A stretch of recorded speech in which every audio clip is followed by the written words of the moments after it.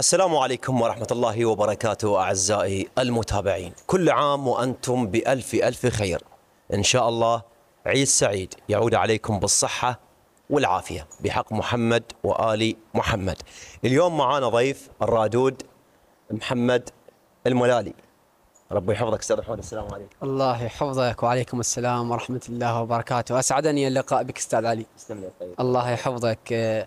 طبعا كل عام وأنتم وجمهورنا الحبيب والأمة الإسلامية والمراجع العظام وسيدي ومولاي الإمام المهدي روحي لتراب مقدمه الفداء بكل خير، ونسأل الله سبحانه وتعالى أن يعم الأمن والأمان على هذا البلد المظلوم بحق محمد وآل محمد. الله يخليك. أكيد ملا محمد، أنت صاحب الصوت النقي، الله يحفظك، الصوت الجميل. نريد إهداء لجمهورنا الحبيب بهذه المناسبة الجميلة بمناسبة عيد الفطر المبارك. أني أقول لهم على لسان الشاعر: العيد شنو هالعيد من دون الأحباب، العيد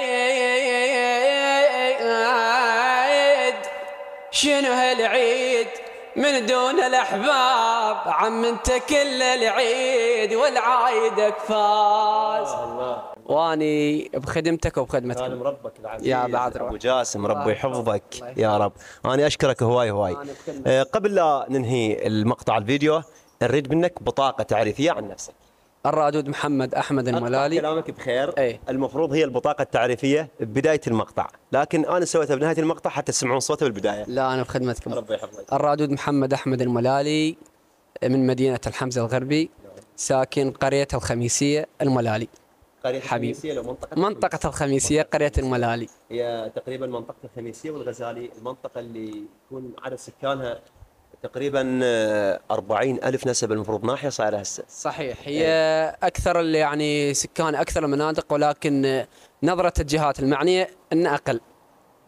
شو نسوي احنا؟ الله ان شاء الله في حلقات اخرى ان شاء الله من خلال ايضا مقطع فيديو نوجه مناشدة للحكومة المحلية وايضا رئاسة الوزراء بخصوص منطقة الخميسية. ان شاء الله. شكرا لكم احبتي المتابعين على المتابعة.